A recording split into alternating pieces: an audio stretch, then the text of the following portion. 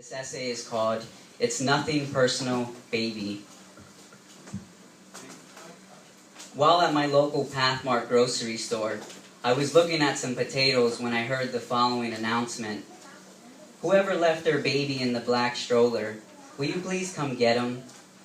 I looked over and saw the abandoned baby near the produce aisle.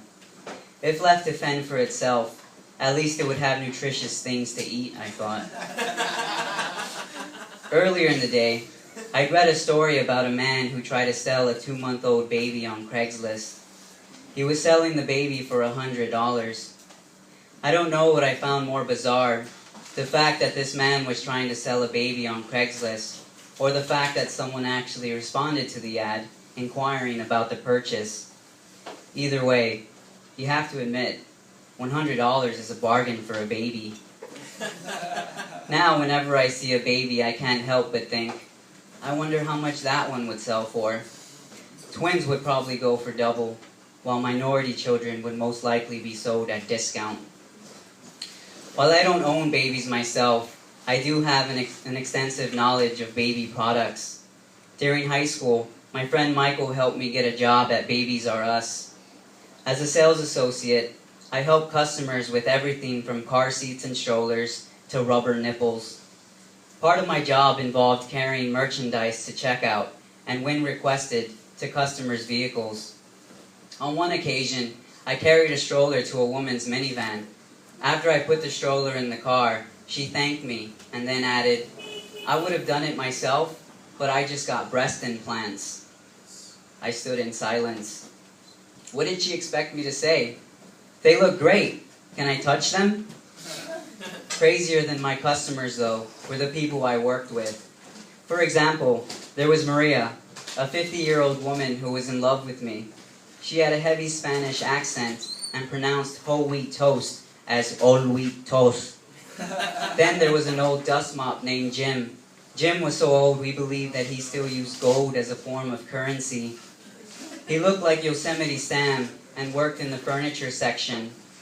Often when I would go over and speak to him, he would pet his handlebar mustache and find anything to complain about. Customers, money, smiling babies. I wouldn't be surprised if Jim sold off a couple of babies in his lifetime. Every year, we held an event called Baby Fest.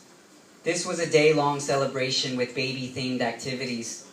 For example, there was a chugging contest. A group of dads were each given a bottle filled with milk, and when the chugging began, all hell broke loose.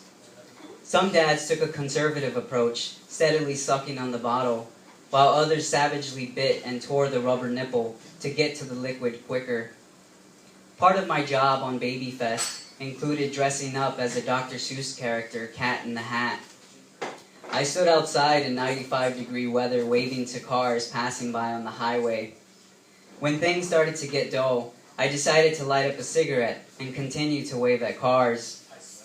I tried to imagine the reaction of oncoming drivers seeing a cat with a tall red and white striped hat with a red bow tie puffing away on a cigarette. Is that Cat in the Hat? And is he smoking? Someone must have complained because my boss eventually confronted me, but I just shrugged and said I didn't know anything about it. As the day wore on, more and more babies flooded the store.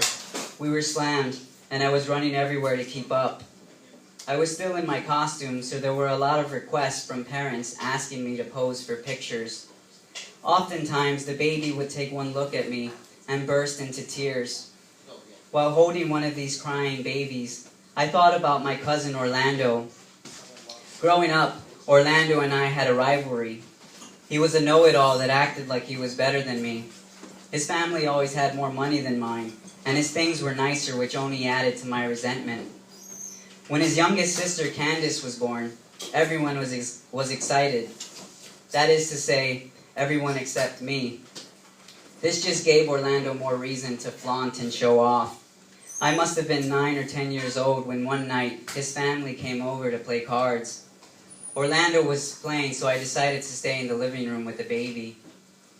As the night wore on, I could hear Orlando laughing. It can't be that fun, I shouted.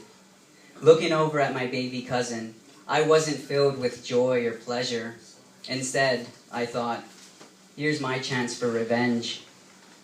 As I looked at Candace sleeping so peacefully, I thought about all the times Orlando made me angry.